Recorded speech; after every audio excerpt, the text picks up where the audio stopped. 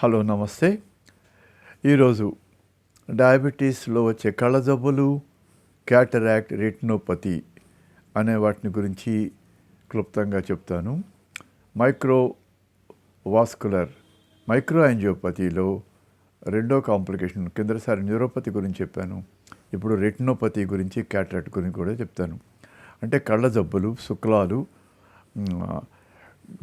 కళ్ళల్లో ఉండే రెటినాకు వచ్చే వ్యాధులు అన్నమాట. డయాబెటీస్ రోగులకు వచ్చే కళ్ళ జబ్బులలో ముఖ్యమైనవి శుక్లాలు. ఆ తర్వాత రెటినోపతి అంటే కళ్ళ లోపల రెటినా అనబడే తెర ఉంటుంది. ఇది చిన్న చిన్న రక్తనాళాలు, నరాలతో నిండి ఉంటుంది. కాంతి కిరణాలు రెటినా మీద పడి అక్కడి నుంచి మెదడుకు చేరి చూసిన దృశ్యం అర్థమవుతూ ఉంటుంది. ఈ కాంతి కిరణాలు కళ్ళల్లోని కటకం ద్వారా రెటినా మీద పడి అక్కడి నుంచి దృశ్యం బ్రెయిన్కి వెళ్తుంది అన్నమాట. ఇది పాడైతే సహజంగానే దృష్టి దెబ్బతింటుంది. ఇదే రెటినోపతి అంటారు. శుక్లం అంటే కంటిలోని కటకం. ఇది కాంతి కిరణాలని కంటి లోపలికి పంపించే కటకం.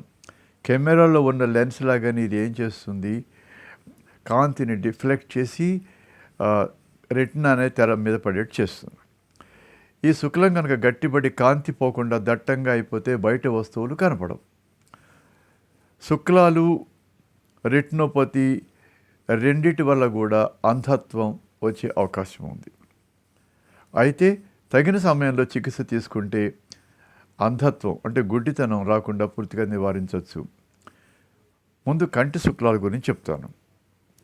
కంటిలోని కటకం, లెన్స్ పారదర్శకత పోయి గట్టిపడితే క్యాటరాక్ట్ అంటారు. ఇది డయాబెటీస్ రోగులకి మామూలు వ్యక్తుల కంటే ఒక 10 సంవత్సరాల ముందు వస్తుంది. శుక్లాలకి కంటి డాక్టర్లు ఆపరేషన్ చేసి తీసేస్తారు. దీనికి వేరే మందులు, డ్రాప్స్ ఇలాంటివి పనిచేయవు. కంటి లోపల కొత్త లెన్స్ అమరుస్తున్నారు. దీన్ని ఇంట్రాఆక్యులర్ లెన్స్ ఇంప్లాంటేషన్ అంటారు. ఇది ప్రస్తుతం విజయవంతంగా చేస్తున్నారు. ఆపరేషన్ ముందు మాత్రం డయాబెటీస్ కంట్రోల్ చాలా అవసరం. ఒక్క రోజులోనే ఇంట్రాఆక్యులర్ లెన్స్ ఇంప్లాంటేషన్ చేసి, లేసర్ సర్జరీ చేసి ఇంటికి పంపించేస్తారు. Out patient surgery. ఆపరేషన్ ముందు ఫాస్టింగ్ బ్లడ్ షుగర్, ఉపవాసపు గ్లూకోజ్ లెవెలు 120 కంటే తక్కువ ఉండాలి. అసలు 100 ఉండాలి. కొంచెం పెద్దవాళ్ళకైతే 120 దాకా పర్వాలేదు. భోజనానంతరం గ్లూకోజ్ లెవెలు 140 ఉండాలి. 160 దాకా పర్వాలేదు. అలా కంట్రోల్ చేసుకుని అప్పుడు ఆపరేషన్కి వెళ్ళాలి. అలాగే రక్తపోటు కూడా తగిన మందులు వాడి కనీసం 130/80 ఉండేందుకు కంట్రోల్ చేసుకుని తర్వాత ఆపరేషన్ చేయించుకోవాలి. ఇన్సులిన్ వాడాల్సిన అవసరం లేదు. ఇన్సులిన్ వాడకుండా షుగర్ కంట్రోల్ అయితే సరే, లేకపోతే ఇన్సులిన్ వాడచ్చు అనమాట. కంటిలో ఈ IOL ఆపరేషను చిన్న ఇంజక్షన్తో మత్తుమంది ఇస్తారు కాబట్టి మామూలుగా వాడే మందులతో షుగర్ కంట్రోల్ ఉంటే వెళ్ళి చేయించేసుకోవచ్చు. ఇది శుక్లాల గురించి. ఇది పూర్తిగా కంటి వైద్యుల యొక్క పరిధిలో ఉన్నటువంటి ప్రత్యేకమైన వైద్య విధానం కాబట్టి ఇంతకంటే నేను చెప్పలేను. రెటినోపతి, రెటినాలోని రక్తనాళాలు చాలా చిన్నవి. మైక్రో యాంజియోపతి అన్నాం కదా, చాలా చిన్న రక్తనాళాలు. షుగర్ లెవెల్స్ బాగా ఉన్న వాళ్ళకి ఈ రక్తనాళాల్లో ఆక్సిజన్ సరఫరా సరిగ్గా ఉండదు. అవి గట్టిపడిపోవటం వల్ల రక్త ప్రసారం సరిగ్గా ఉండక కొత్త రక్తనాళాలను తయారు చేసే ప్రక్రియ అవి ప్రయత్నిస్తాయి. దాన్నే నియోవాస్కులరైజేషన్ అంటారు. నియోవాస్కులరైజేషన్ వల్ల ఏమవుతుంది, ఆ రక్తనాళాలు ఉబ్బి మైక్రో ఎన్యూరిజమ్స్, చిన్న చిన్న బెలూన్స్ లాగా తయారవుతాయి. అవి ఏం చేస్తాయి, ఆ వాపులు ఈ మైక్రో ఎన్యూరిజమ్స్ చిన్న చిన్న ఎర్రటి చుక్కల వలె కనిపించి అవి చిట్లుతాయి.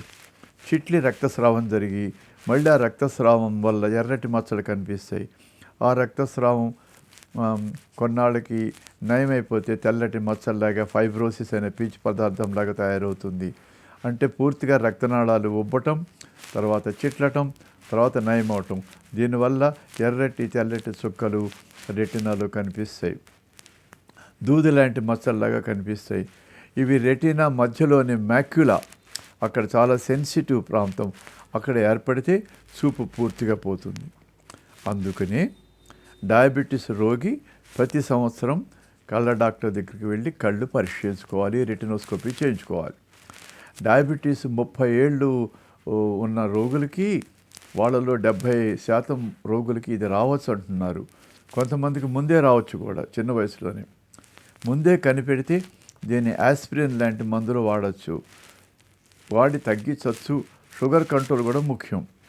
ఇప్పుడు ఆర్గాన్ లేజర్ ఫోటోకోయాగులేషన్ అంటే లేజర్ కాంతి కిరణాలతో లీక్ అవుతున్న రక్తనాళాలని మూసివేసి చూపు మరింతగా పాడవకుండా చేసే చికిత్స చాలా వ్యాప్తిలోకి వచ్చింది.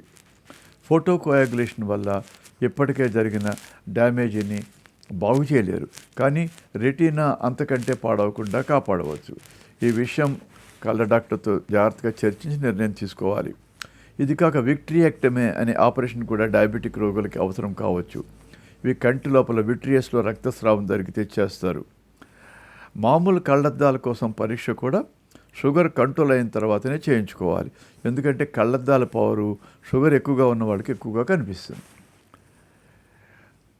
ఇది కాకుండా VEGF vascular endothelial growth factor అనే ఇంజెక్షన్స్ చేస్తే కూడా ఈ రెటినోపతి అని నివారించవచ్చు అంటున్నారు. ఇది ఖరీదైన ప్రకృతి.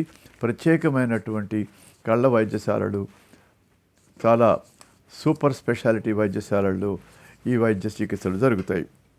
DCCT డయాబెటీస్ కంట్రోల్ అనేటువంటి పరిశోధనల్లో షుగర్ కనుక బాగా కంట్రోల్ చేస్తే, టైట్ కంట్రోల్ అంటే 100-140, 100 ఫాస్టింగు, 140 పోస్ట్ లంచ్, ఈ ప్రమాణాలకి మిల్లీగ్రామ్స్కి షుగర్ని కంట్రోల్ చేస్తే 27% మందికి రెటినోపతి రాకుండా ఉందని ఇదివరకు నిరూపించారు. రెటినోపతి గుడ్డితనం రాకుండా ఉండాలంటే డయాబెటీస్ బాగా కంట్రోల్ చేసుకోవటం, డయాబెటీస్ని ముందే కనిపెట్టి దాన్ని కంట్రోల్ చేసుకోవటం, ప్రతి సంవత్సరం కళ్ళ పరీక్ష చేసుకోవటం, తర్వాత ఏదైనా నిజంగా కళ్ళ జబ్బులు ఇలాంటివి వస్తే వాటికి వెంటనే కళ్ళ డాక్టర్తో సంప్రదించి సత్వర చికిత్స చేసుకోవడం ఒకటే మార్గం. ఇది డయాబెటీస్ రెటినోపతి గురించి. డయాబెటీస్ ఆరోగ్య విజ్ఞానం సిరీస్ డాక్టర్ మధు చిత్తరు సలహాలు.